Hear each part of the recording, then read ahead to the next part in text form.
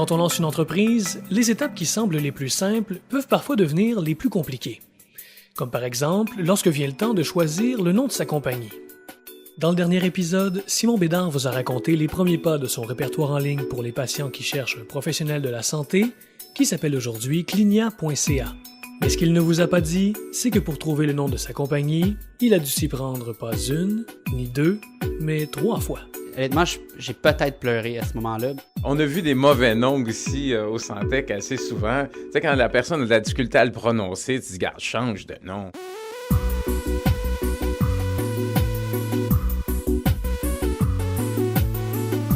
Je m'appelle Carl Rétino Parazelli et vous écoutez Le Mythe Startup, le balado qui vous emmène dans les coulisses du monde de l'entrepreneuriat. Dans l'épisode d'aujourd'hui, l'art de se choisir un nom évocateur, en espérant que personne n'ait eu la même idée. Trouver un nom, à la base, on ne réalise pas l'importance que ça a nécessairement. T'sais, on part un projet, on va appeler ça comme ça. On va prendre, je sais pas, les 2 premières lettres de notre nom, puis on va faire un nom, un acronyme avec ça, ou je ne sais trop. Puis tu fais des brainstorming, blablabla, puis souvent tu arrives à des bons noms. Puis là, tu te dis, ben, c'est parfait, on prend ça. Mais là, il faut que tu trouves un URL. T'sais, nous, on est en train de développer une plateforme web où est-ce qu'on veut que les gens visitent. Dans notre cas, d'obtenir un URL très, très pertinent a une importance magistrale. Donc, un matin, je cherche des noms, puis là, je tombe sur ma clinique, maclinique.ca. Je trouve ça vraiment bon comme nom. Je décide de l'acheter. Ça coûte 4,99 $. Puis là, je retourne voir les gars, puis je dis, bon, mais crime, on a un nom, ça s'appelle Ma Clinique. C'est donc décidé. L'équipe enregistre la compagnie et crée un logo. À ce moment-là, Simon ne sait pas ce qui l'attend. Mais environ 5 mois plus tard, il avale son café de travers. Un matin, dans le journal, il y a un article dans le Journal de Québec qui mentionne à la une ma clinique, une nouvelle clinique qui ouvre à Québec, une super clinique. Puis là, je me dis, mais attends un peu, ma clinique, il me semble que c'est notre nom à nous, ça, ma clinique, ils peuvent pas s'appeler ma clinique. Fait que là, tu appelles les avocats, puis tu dis, mais il me semble qu'ils n'ont pas le droit d'utiliser notre nom. Tu sais, je ne connais pas nécessairement tous les dessous de l'utilisation des marques de commerce, mais t'as pas le goût que quelqu'un d'autre utilise ton nom. Simon n'avait pas appliqué pour une marque de commerce, et de toute façon, il n'aurait pas pu le faire. Ma clinique est un nom trop générique pour qu'une compagnie puisse être la seule à l'utiliser. La seule solution possible, c'est donc de retourner à la case départ. On a décidé de repartir en brainstorm, de retrouver des logos, de retrouver un autre nom d'URL. Puis là, on décide que Clinigo, c'était vraiment un très, très bon nom. Clinigo, c'était excellent. Aller à la clinique, go, clinigo.ca. On a Clinigo, c'est excellent. On a fait plein de recherches. Nos avocats ont même fait des recherches. Ça prend quand même du temps à faire ça. Ça a des implications monétaires, ça a des implications de coût d'opportunité, tu ne travailles pas sur tel autre élément. On fait ça, on avance. Puis, il va dire 4 mois plus tard, notre représentant des ventes tombe sur le site de Clinique Go. Là, on peut rire, on peut genre dire vous auriez dû le voir avant, mais personne ne l'avait vu. Fait que Clinique Go existe. C'est une clinique avec plusieurs cliniques au Québec. Bon, c'était vraiment pas une journée très, très, très, très pétillante là, dans l'équipe, mais on s'est dit, les avocats ont dit, ben honnêtement, c'est pas exactement la même chose. Il y a quand même des chances que vous puissiez évoluer sur un marché qui est similaire. Je pense qu'il y a une possibilité que vous puissiez garder ce nom-là. Les avocats sont plutôt optimistes, mais il y a toujours la possibilité que la jeune compagnie soit confrontée à des problèmes juridiques. Simon se dit que s'il peut obtenir une entente pour cohabiter sur le marché québécois, le tour est joué. Mais lorsqu'il rencontre le propriétaire de Clinique Go, les choses ne se déroulent pas exactement comme prévu. Donc, on se donne un rendez-vous dans un café à Montréal, dans le Vieux-Port, pas loin de leur bureau. Il ne m'a jamais vu, je ne l'ai jamais vu. Il n'y a aucune idée pourquoi je veux le voir nécessairement. Moi, j'ai en tête de ce que j'ai envie de lui parler, mais je me doute que ça va probablement pas être très, très positif. Et donc, on s'assoit, on se serre la main, puis on s'échange nos cartes d'affaires. Puis je pense que ça a pris, je vais dire 17 secondes, là, mais peut-être un peu moins que ça, pour qu'il fasse, ben attends un peu, vous appelez Clinigo, c'est nous Clinigo. Et quelques heures plus tard, je vais dire peut-être même le lendemain, au maximum le lendemain, j'ai reçu une mise en demeure pour l'arrêt d'utilisation du nom Clinigo. On n'a pas de capital nécessairement à investir là-dedans à ce stade-ci pour aller se battre en cours ou quoi que ce soit. L'autre option, c'est de repartir une 3e fois à zéro, puis changer de nom, puis retrouver un autre URL, puis refaire un logo. Fait qu'on a décidé de faire ça. Honnêtement, j'ai peut-être pleuré à ce moment-là, mais ça faisait juste du sens de partir sur des bonnes bases pour qu'il n'y ait pas de problématique avec personne. Pour se trouver un 3e nom en l'espace de quelques mois, Simon et son équipe prennent toutes les précautions possibles. Ils font affaire avec une firme d'avocats spécialisée et dès le jour 1, ils déposent la marque de commerce Solutions Clignat. Le principe des marques canadiens là, fait que tu fais un dépôt puis tu attends 18 mois avant d'obtenir ta réponse à savoir si ta marque est la tienne réellement. Donc peut-être qu'il y a encore une possibilité que dans 6 à 8 mois, on reçoive un courriel ou on reçoive une contestation de notre marque parce qu'il y a quelqu'un, je ne sais pas moi, à Vancouver ou à Calgary ou n'importe où au Canada qui utilise cette marque-là. Aujourd'hui, on s'appelle clignat.ca ou on a l'URL clignat.ca, solution Clignat. Puis, je croise mes doigts encore aujourd'hui pour recevoir l'approbation de notre marque de commerce dans quelques mois, là. Encore aujourd'hui, Simon reconnaît qu'il n'a pas été chanceux.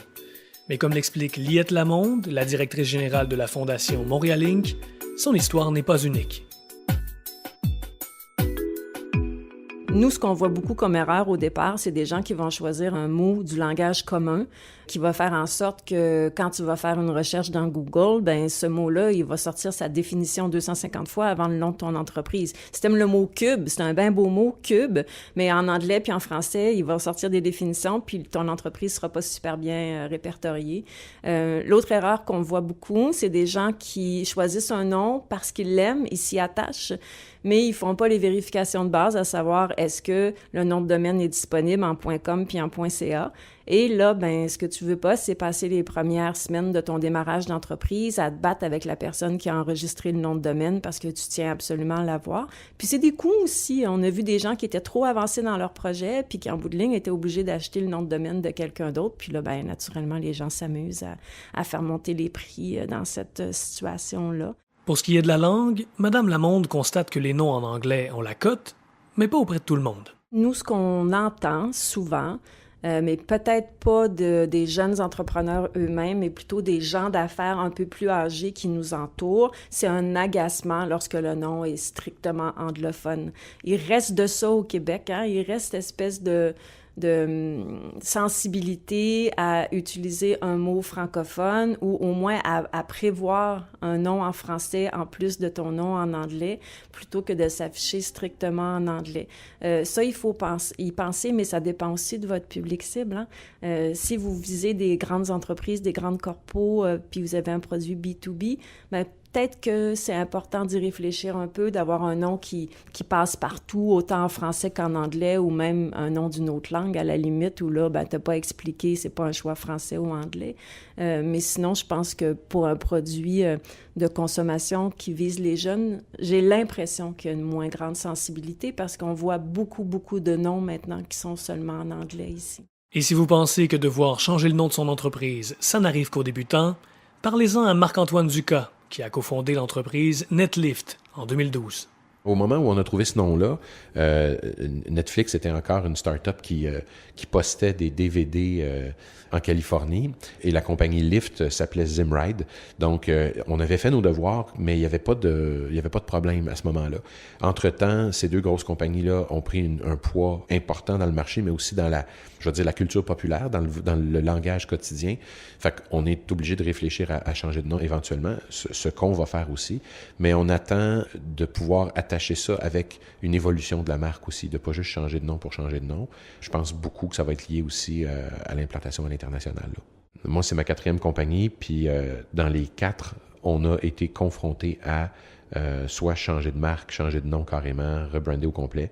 Fait que ça fait partie du jeu, là, absolument. Le nom n'est pas du tout important, c'est beaucoup plus la personnalité de l'entreprise qui est importante. Richard Chénier, directeur général du Centec. Le déploiement de ta stratégie de marketing, de mise en marché, ton approche client, etc., c'est ça qui va définir la personnalité de ton entreprise. Donc, le nom, dans le fond, c'est un véhicule pour te distinguer. Tu peux t'appeler Rita ou tu peux t'appeler Isabelle. Tu sais, c'est la personnalité de la personne qui va faire la différence, puis ce qu'elle dégage, là, tu sais, le nom, c'est juste pour identifier, là. Donc, je trouve que c'est un faux enjeu, tu sais. Une entreprise travaille trop sur le nom, puis pas travailler sur son positionnement, sur sa culture organisationnelle, sur sa personnalité, mais de tout mettre sur un choix de nom, c'est comme arrête de perdre ton temps, là. Puis des fois, tu vas partir avec un mauvais nom. Les gens vont t'appeler d'une certaine façon ou par rapport à autre chose. Ton nom va changer, mais ta personnalité, elle changera peut-être pas par rapport à ce que tu veux faire. Il y en a des fois qui arrivent puis qui font des gros exercices de naming, là, de ça. Ça arrête de te casser la tête. À un moment donné, il y a des noms qui vont émerger. Tu sais, ce qui est important, on a vu des mauvais noms ici au Centec assez souvent. Tu sais, quand la personne a de la difficulté à le prononcer, tu te dis, regarde, change de nom. La semaine dernière, je vous demandais de me dire comment s'était déroulée la recherche de votre idée d'entreprise. J'ai reçu plusieurs courriels, dont celui de Pierre Campeau, le président de Technologie OptiRhythmix, qui vend un système pour prévenir les chutes dans les centres pour personnes âgées. C'est vraiment tout le monde qui nous dit « Wow, vous avez une belle idée, vous avez un beau produit, mais vous viendrez me voir quand il sera prêt à commercialiser. » Fait que là, nous, ce qu'on dit, c'est qu'on est dans ils appellent ça la vallée de la mort. C'est une excellente idée.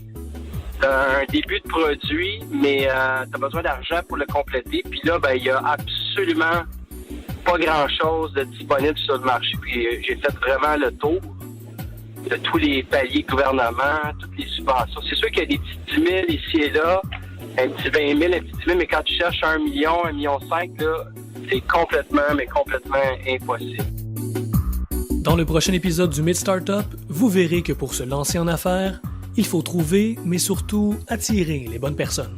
Un coup que tu as trouvé une bonne personne, c'est un truc. Un coup que tu as identifié qui était potentiellement intéressante puis que tu avais du plaisir avec cette personne-là, ça, c'est un truc. Mais après, c'est de les convaincre qu'ils ne seront pas payés puis qu'il faut qu'ils viennent travailler avec toi dans ton salon. Il n'y a pas de succès en affaires qui soit fait seul, et tous les entrepreneurs qui prétendent détenir la vérité sont souvent ceux qui vont commettre les plus graves erreurs. Si le choix du nom de votre entreprise a été un casse-tête, comme pour Simon, je veux savoir pourquoi. Vous pouvez m'écrire à startup@ledevoir.com ou me trouver sur Twitter à Carl R. Parazelli. Je m'appelle Carl Rétino Parazelli. On se retrouve la semaine prochaine.